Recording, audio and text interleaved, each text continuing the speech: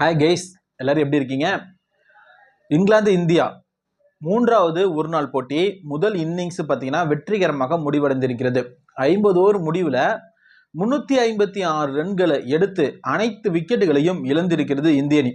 முதல் 40 ஓவரில் ஒரு அதிரடியான ஆட்டத்தை தான் வெளிப்படுத்தினாங்க. இதில் சுப்மன் கில், விராட் கோலி, ஸ்ரேயஸ் ஐயர், கேஎல் ராகுல் இவங்களுடைய ஆட்டம் மிக மிக அற்புதமாக இருந்தது.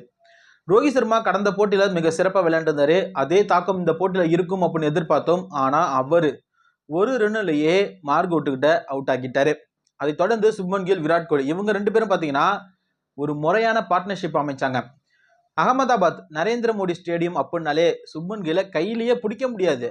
வர்ற பாலெல்லாம் 6 4 தான் அதிரடி காட்டுவார்னு அப்படின்னு நம்ம எல்லாருக்குமே தெரியும். அதே போல இந்த போட்டியிலையும் சுப்மன் கில் பார்த்தீங்கன்னா 102 பந்துகளை ஃபேஸ் பண்ணி 112 ரன்களை எடுத்து அவுட் ஆனார். அதை தொடர்ந்து விராட் கோலி 52 ரன்கள், ஸ்ரேயஸ் ஐயர் 78, கேஎல் ராகுல் 40 ரன்களை எடுத்து அவுட் ஆனாங்க.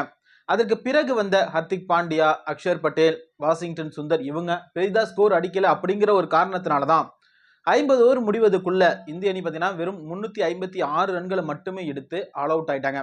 கடைசி 10 ஓவரில் இந்த ஹர்திக் பாண்டியா, அக்ஷர் பட்டேல், வாஷிங்டன் சுந்தர் இவங்கெல்லாம் பார்த்தீங்கன்னா பெரிதளவில் அடித்திருந்தாங்க அப்படின்னா கண்டிப்பாக இந்தியா பார்த்தீங்கன்னா 400 ரன்களை தொட்டு இருக்கும். இது இங்கிலாந்திற்கு மிகப்பெரிய ஒரு இலக்கு தான். இருந்தாலும் 4 ரன்களை தொட்டிருந்தா அதுவும் மிகப்பெரிய இலக்காக இருந்திருக்கும். இந்தியா பார்த்தீங்கன்னா வெற்றி பெறுவது ரொம்ப ரொம்ப எளிதாகவும் இருந்திருக்கும். இந்த போட்டியையும் இந்தியா பார்த்தீங்கன்னா இங்கிலாந்தை மிக விரைவில் சுருட்டி அதிகபட்ச ரன்ல வெற்றி பெறும் அப்படின்னு எதிர்பார்க்கப்படுகிறது. இது போன்ற கிரிக்கெட் தகவல்களை உடனுக்குடன் தெரிந்து கொள்ள நம்ம சேனலை மறக்காம சப்ஸ்கிரைப் பண்ணுங்க. தேங்க்யூ.